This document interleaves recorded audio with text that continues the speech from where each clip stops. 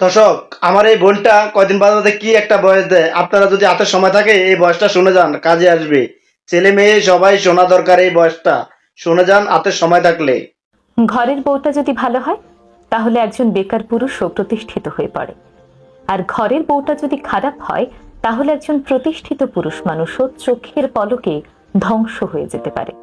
হ্যাঁ, ছেলেদের জন্য বউটা আসলেই ম্যাটার করে। ঘরের বউটা যদি ভালো হয় তাহলে দেখবেন একজন বেকার পুরুষও ধীরে ধীরে সফলতার দিকে এগিয়ে যাচ্ছে।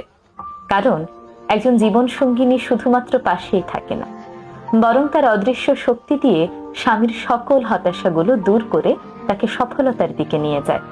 স্বামীকে ধৈর্য দেয়, সাহস যোগায়, তার খারাপ সময়গুলোতে ধৈর্য ধরে তার পাশে থেকে সেই সময় মোকাবেলায় সাহায্য করে। ফলে ছেলেরা ভেতর থেকে অন্যরকম একটি শক্তি অনুভব করে, আর এই শক্তি তাকে ঠেলে সফলতার দিকে নিয়ে যায়।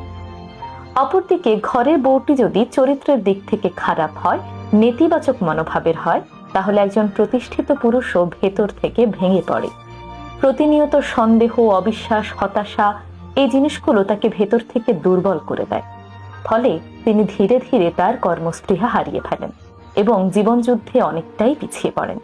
তাই ছেলেদের জীবনে স্ত্রী আসলেই ম্যাটার করে, কারণ স্ত্রী শুধু একজন সঙ্গীই নন, তার চলার পথে সাহসের উৎস কিংবা ধ্বংসের কারণ। একটি সম্পর্কের সৌন্দর্য তখনই ফুটে ওঠে যখন একজন আরেকজনের শক্তি হন। তাই বিয়ে শুধুমাত্র সামাজিক দায়িত্ব নয়, বিয়ে জীবনের সবচেয়ে গুরুত্বপূর্ণ সিদ্ধান্ত।